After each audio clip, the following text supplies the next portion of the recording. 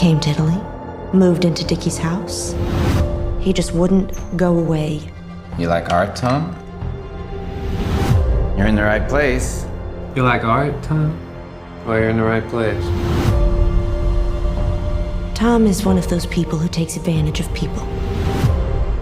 So first up, Ripley, what did you think of the decision to bring it back as a series? I mean, the film was so iconic in the culture.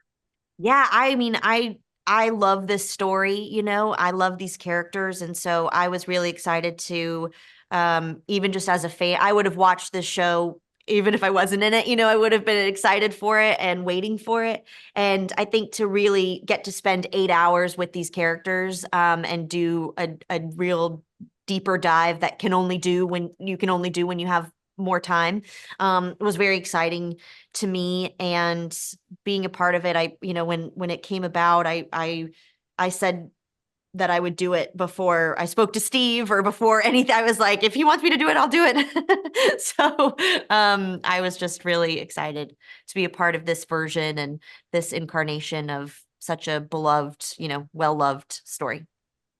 One thing that's going to stand out to fans is the fact that the whole series is in black and white. What did you think of Steve's decision to shoot it that way?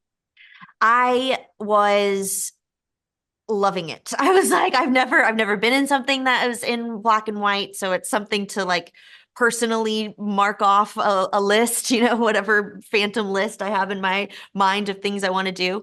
And I just think it like automatically puts you into a mood and a mindset as a viewer by seeing these places, the locations, these characters. It kind of automatically just sets a specific tone.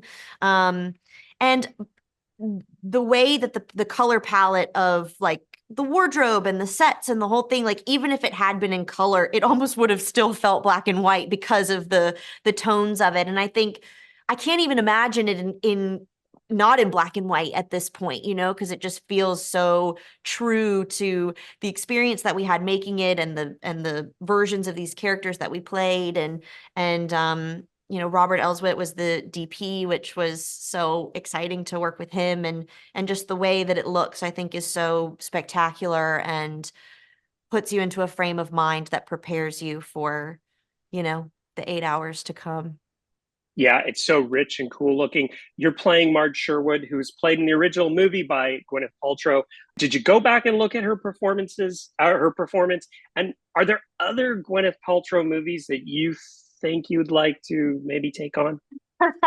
Well, I think we all did think about the movie as a very separate thing from what we were doing here. This is a very faithful adaptation of the novel by Patricia Highsmith, and I'm a huge fan of that film and always will be, but I feel like we were doing something that was very separate. So I didn't take on any of that pressure, and would never try to replicate anything or be, something different. And I feel like the versions of these characters are very specific to this series.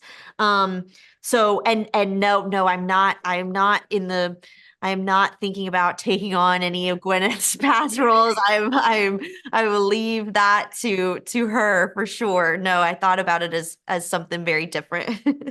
Okay, before I let you go, you must have spent a whole year in Italy between this and Equalizer. What's a day off for you look like? Depends on where I am. I mean, Equalizer was in Rome and on the Amalfi Coast as well. I was in Rome, Amalfi, Capri, Naples, Venice, and back to Rome.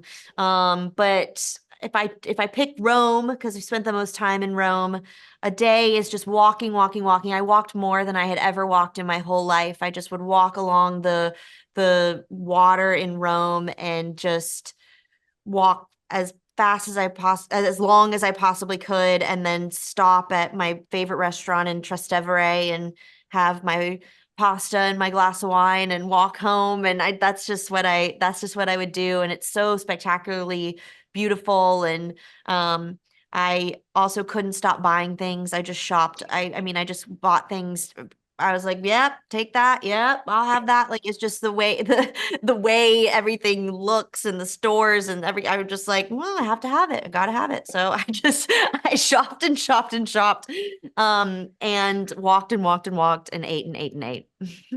I checked every hotel and pensionen with the Coronari. Thomas Ripley stayed at none of them. Well, that's what he told me. He probably lied. It wouldn't be the first time. Oh, why would he lie about that? Because that's what he does. He's a liar. It's his profession.